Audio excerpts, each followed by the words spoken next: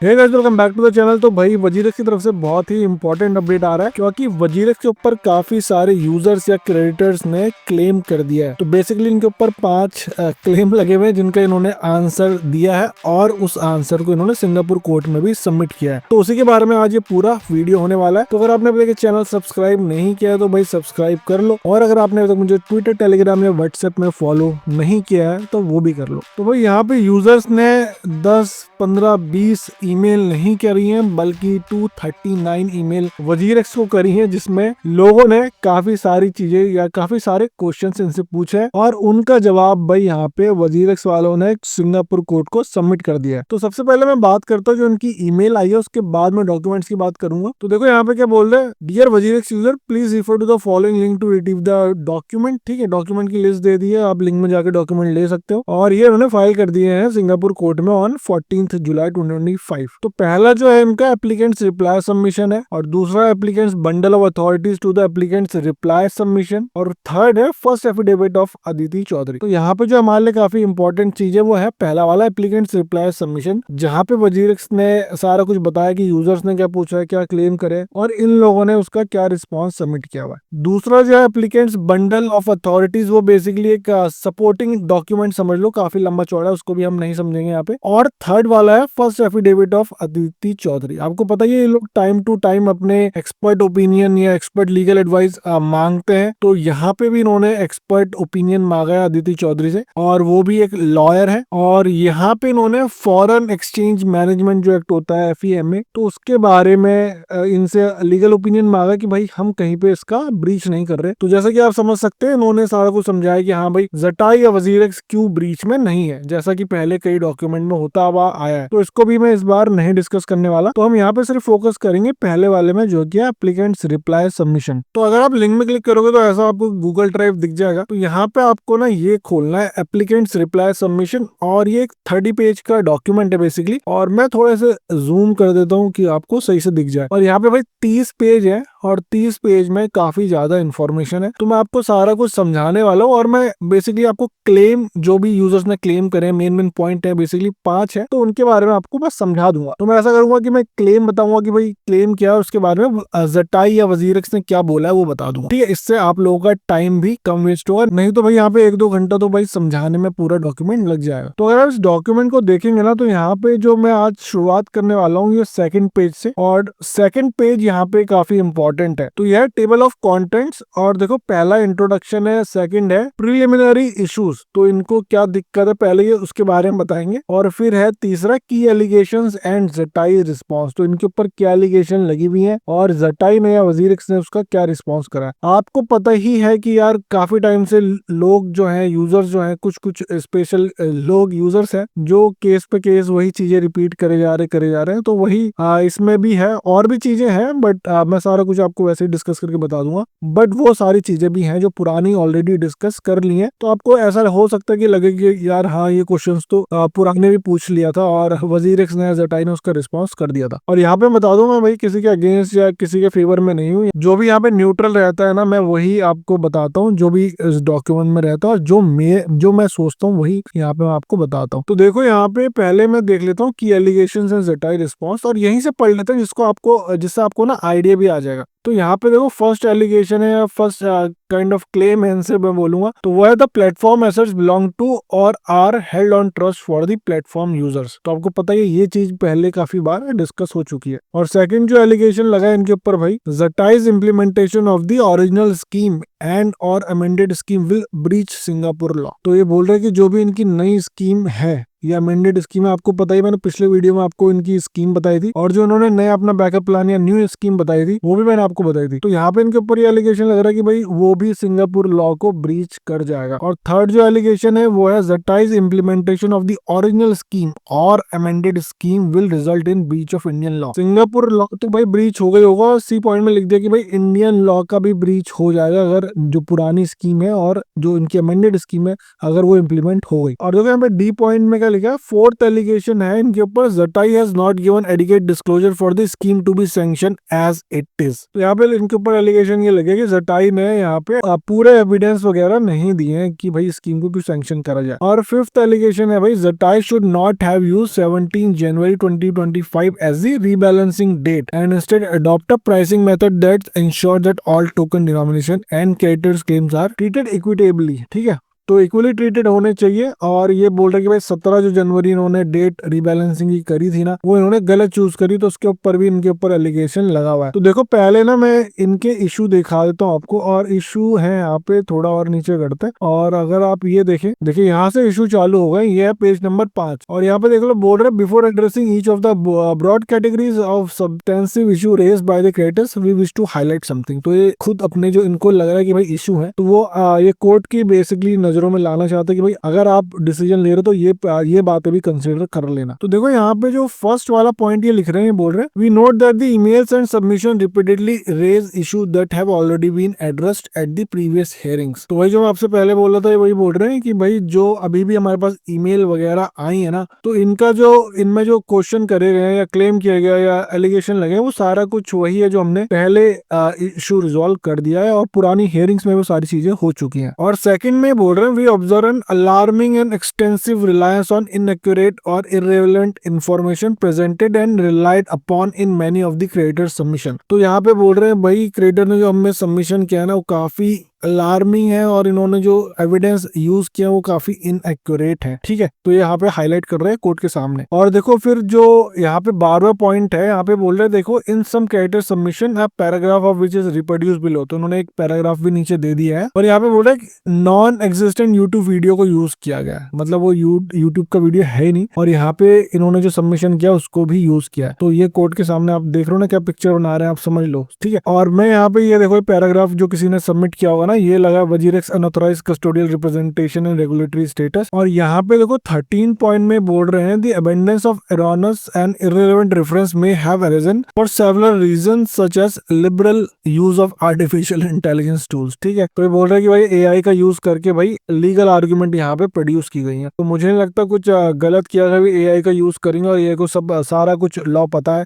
हम लोगों के पास या यूजर्स के पास इतने हाई फाई लॉयर्स तो नहीं है, तो एआई का यूज करना गलत बात यहाँ पे बिल्कुल भी नहीं है। और यहाँ पे लिखते हैं और the use of unreliable source material. Unreliable source material है तो वो गलत बात हो सकती है अगर किसी यूजर ने अनरिलायबल सोर्स को यूज किया हुआ है। और देखो यहाँ पे अगर मैं 14th देखूं, और ये नंबर पॉइंट है यहाँ पे जो ये पॉइंट हाईलाइट कर रहे थे फर्स्ट सेकंड वो नहीं है। ठीक है, तो पॉइंट 14 है, इसलिए मैं यहाँ पे पॉइंट 14 बोल रहा हूँ। और यहाँ पे देख 14 में बोल रहे हैं inaccuracy and relevance of case law and status. ठीक है, ये भी छोड़ देते हैं हम। किसी यूजर ने ना कई सारे जो केस हैं वो इन्फॉर्मेशन वगैरह यहाँ पे शेयर करी हुई। तो यहाँ पे सेकंड पॉइंट को मैं खत्म करता हूँ। और थर्ड में देखो क्या लिखा है, the substantial amount of irrelevant and inaccurate information in the creditor submission is an irresponsible and objectionable use of the court process. तो यहाँ पे भाई कोर्ट को बोल रहे हैं कि भाई जो यूजर इररिलेवेंट इन्फॉर्मेशन भी सबमिट कर रहे हैं, कुछ भी सबमिट कर रहे हैं, तो ये भाई कोर्ट में ऑब्जेक्शनेबल होना चाहिए। ठीक है, तो वही सारी चीजें बातें कर रखी है। बेसिकली इन्होंने यहाँ पे यूजर्स को गंदा पिक्चराइजेशन किया गया। जो भी इसके एविडेंस सबमिट किए हैं वो बात अलग है। अगर यूजर ने गलत इन्फॉर्मेशन सबमिट करी होगी तो गलत ही होना चाहिए। ठीक है, अगर सही इन्फॉर्मेशन है तो फिर सही होना चाहिए। तो यहाँ पे अगर फोर्थ पॉइंट देखो, यहाँ पे देखो क्या लिख रहा है। यहाँ पे सोनू जैन का स्क्रीनशॉट भी लगाया गया ट्विटर अकाउंट का, और यहाँ पे बोल रहे हैं we understand from some of the emails and submission received that certain creators have in certain channels made certain comments which exhibits a blatant disrespect and contempt of judicial system. तो भाई यहाँ पे बोल रहे हैं कि जुडिशियल सिस्टम को ना यहाँ पे डिसरिस्पेक्ट किया गया किसी यूजर्स ने। और यहाँ पे सोनू का यहाँ पे इन्होंने एक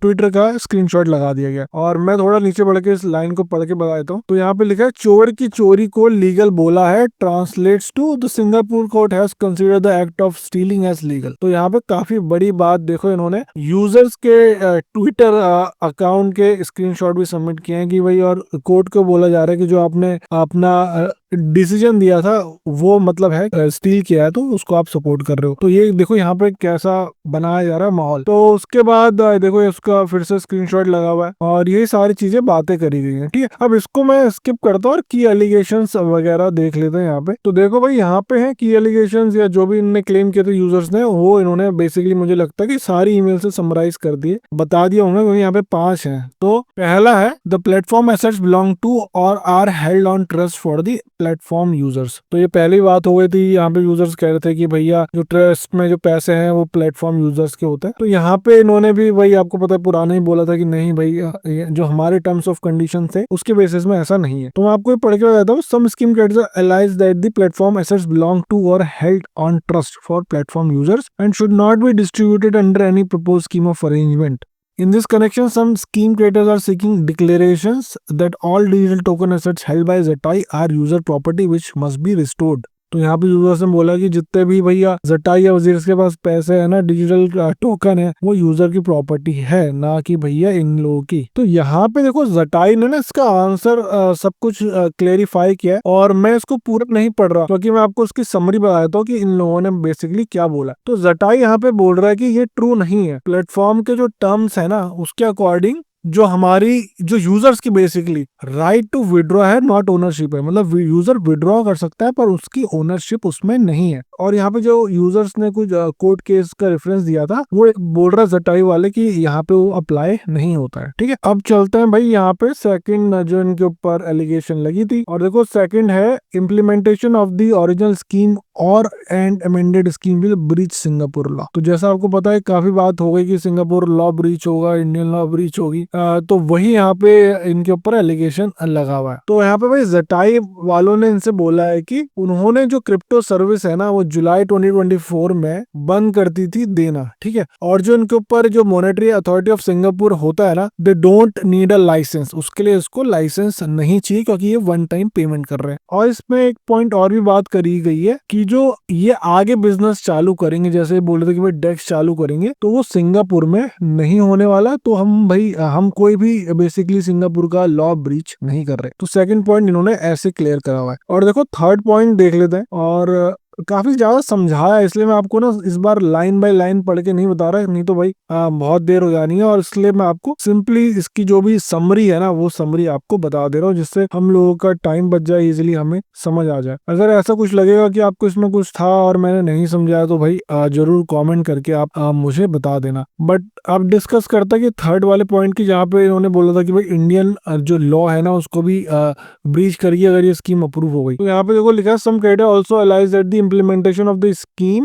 would be in breach of Indian law. In this regard, they refer to potential breach of the FIU India regulation as well as certain provision of Foreign Exchange Management Act 1999 of India. ठीक है, तो यहाँ पे लोगों ने कुछ allegation लगाया थी है कि इनके ऊपर कि भाई FIU इंडिया वाला जो रेगुलेशन है वो भी ब्रीच हो जाएगा और जो फॉरेन एक्सचेंज मैनेजमेंट एक्ट है वो भी यहाँ पे ब्रीच हो जाएगा। बट इसका भी देखो जटाई ने रिप्लाई करा। यहाँ पे आपको पता है जटाई ने पहले भी रिप्लाई किया था कि भाई जो इनकी इंडियन एंटिटी है वो सारा कुछ FIU रजिस्टर्ड है और हम लोगों को करने की जरूरत नहीं है। तो वही चीज उन्होंने यहाँ पे भी बोली है, ठीक है। तो इन्होंने यहाँ पे वही बोला है कि भाई जो हमारा पार्टनर है ना जन्माई, वो ऑलरेडी FIU इंडिया रजिस्टर्ड है, तो हमें जरूरत नहीं है। और ये बोल रहे हैं कि हमारे जो जेंसु जो एक अनदर एंटिटी आपको पता है इन्होंने पनामा में कंपनी रजिस्टर करी थी, तो हम उसको यूज कर लेंगे अगर कुछ दिक्कत आएगी, जैसे उन्होंने अपनी जो अमेंडेड स्कीम या बैकअप प्लान में बताया था। और यहाँ पे इन्होंने एक पॉइंट और भी बात करी है कि इंडियन जो लॉयर है ना वो उन्होंने एडवाइस किया जटाई को कि दे don't need any FIU registration. आपको पता है कि उन्होंने पिछले से पिछले बार मतलब अभी तक ये 2 एक्स्ट्रा एफिडेविट सबमिट कर चुके हैं जिसमें इन्होंने बताया है, बेसिकली उन लॉयर्स ने एडवाइस किया, इनको अपना ओपिनियन दिया है कि भाई इंडिया में जटाई को रजिस्ट्रेशन की कोई जरूरत नहीं है क्योंकि ये भाई वन टाइम पेमेंट है, ठीक है। और जन्माई सारे कुछ ऑब्लिगेशन मीट ऑलरेडी कर रहा है। और जो इन्होंने एक बात और यहाँ पे करी कि जो FEMA है ना, ठीक है, फॉरेन एक्सचेंज वाला जो एक्ट है वो यहाँ पे अप्लाई ही नहीं होता क्योंकि भाई ये डिजिटल टोकन है, ना कि कोई फॉरेन करेंसी है, ठीक है। तो इस सारे पॉइंटों से इन्होंने इस वाले एलिगेशन को भाई रेक्टिफाई या हटाने की कोशिश करी हुई है। तो चलो अब चौथा जो है पॉइंट देख लेते हैं, चौथा एलिगेशन या क्लेम जो लोगों ने इनके ऊपर लगाया है वो देख लेते हैं यहाँ पे। और देखो यह है fourth allegation, Zettai has not given adequate disclosure for the scheme to be sanction as it is. तो बेसिकली यहाँ पे यही बोल रहे हैं कि वजीरेक्स या जटाई ने सब कुछ डिस्क्लोज नहीं किया है यूजर्स के लिए। आपको पता है इन लोगों ने चुपके से कंपनी रजिस्ट्रेशन कर लिया था, ठीक है, वही यहाँ पे बातें हो रही है यहाँ पे, ठीक है। और यूजर्स का कहना बेसिकली ये था कि भाई जब वोटिंग का टाइम था ना, इन्होंने बताया नहीं कि हमारी जो नई कंपनी है जेंसुई वाली वो हमने रजिस्टर कर लिया है। तो यहाँ पे जटाई वो बोल रहा है कि बेसिकली ना वो रिलेवेंट ही नहीं था वोटिंग के लिए, ठीक है, कि वो हमारी हम कंपनी एक रजिस्टर कर रहे हैं, और हमने थोड़ा बहुत हिंट यहाँ पे दिया था। और यही जो सारी इन्फॉर्मेशन है ना यूजर्स के लिए, ये काफी सारी इन्फॉर्मेशन काफी थी वोटिंग के टाइम के लिए, ठीक है। तो हमें और भी इससे कुछ भी इन्फॉर्मेशन देने की जरूरत नहीं थी। तो यहाँ पे देखो इन्होंने फोर्थ पॉइंट में यही बोला। अब आपको क्या लग रहा है कि इन लोगों को जेंसुई के बारे में बताना चाहिए था नहीं चाहिए था? आप जरूर यार कमेंट करना। और मेरा यहाँ पे पॉइंट है कि इन्हें जेंसुई के बारे में बताना चाहिए था, उससे मुझे लगता है वोटिंग में थोड़ा बहुत इम्पैक्ट पड़ता। ऐसा नहीं है कि वोटिंग में कुछ ज्यादा इम्पैक्ट पड़ जाता है, सभी को हम अपने को पैसा चाहिए, ठीक है। बट एक बात ये हो जाती है कि भाई ये केस लड़ रहे हैं सिंगापुर में, बट अब ये जाने वाले हैं पनामा में, तो वो वहां पे डिफरेंस आ जाता। तो हो भी सकता था कि जो हमारे क्रिएटर्स भाई हैं, जो हम लोग यूजर्स हैं, इनके ऊपर ये वाली भी सिंगापुर कोर्ट में ये भी बातें रख सकते थे कि भाई अब केस लड़ने की यहाँ जरूरत ही क्या है जब यहाँ पे कुछ होना ही नहीं है। तो देखो एक लाइन मुझे यहाँ पे दिख गई जो मैं आपको बता रहा था, ये वाली लाइन देखो जो मैं हाईलाइट कर रहा हूँ। तो यहाँ पे बोल रहे हैं, in other words from the perspective of creditor considering his own commercial interest, a scheme with or without जेंसुई would have substantially similar financial outcome on him. तो बोल रहे कि जेंसुई के बारे में अगर यूजर्स को पता भी होता या नहीं भी पता होता तो आउटकम जो है ना वो सिमिलर ही आता, उससे कोई फर्क नहीं पड़ने वाला था। तो भाई देखो फिफ्थ जो पॉइंट है यहाँ पे बोल रहे हैं, Zettai should not have used 17 January 2025 as the rebalancing date and instead adopt a pricing method, ठीक है। तो यहाँ पे इन पे एलिगेशन लगा कि भाई उन्होंने जो डेट सेलेक्ट कर लिया रीबैलेंसिंग के लिए वो गलत डेट है। और यहाँ पे जो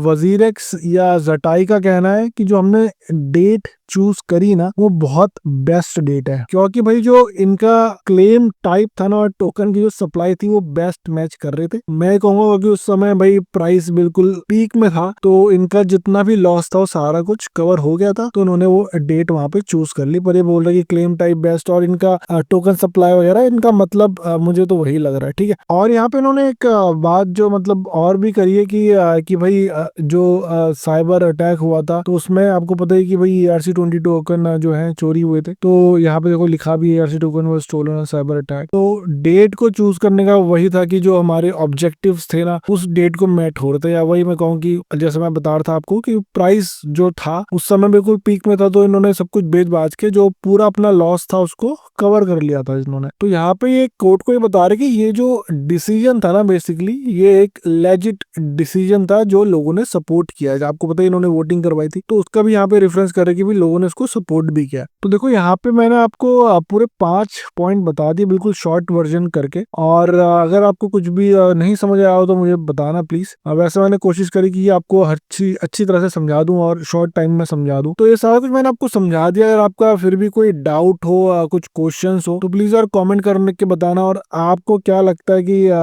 जो इन्होंने अपने एलिगेशंस के ऊपर इन्होंने रिस्पॉन्स दिए हैं क्या वो सही है या कुछ और करना चाहिए? और हमें पता है कि यार हम बेसब्री से वेट कर रहे हैं कि हमारा विड्रॉल हो जाए, पैसा मिल जाए, क्रिप्टो करेंसी मिल जाए, वो कुछ नहीं हो रहा। और यहाँ पे जो मुझे एक बात अभी तक समझ नहीं आ रही कि ये जो लोगों का जिन्होंने पोस्ट हैक INR डिपॉजिट करे थे उसके बारे में कोई बातें क्यों नहीं कर रहा है? वो पैसा तो भाई दे देना चाहिए था बट वो भी नहीं मिल रहा। तो काफी सारी चीजें यहाँ पे, तो आप कमेंट करके जरूर बताना यार। और अगर आपको वीडियो अच्छा लग रहा है, मैं जैसे समझा रहा हूँ अच्छा लगता है और आप चैनल को सपोर्ट करना चाहते हैं तो भाई चैनल को जरूर सब्सक्राइब करें और ट्विटर, टेलीग्राम और व्हाट्सएप में भी फॉलो करो। ट्विटर और टेलीग्राम में तो भाई कर ही लेना, व्हाट्सएप में नहीं करना है। तो मैं आपसे मिलूंगा अगले किसी इंटरेस्टिंग एंड इन्फॉर्मेटिव वीडियो से। Till then safely and invest wisely.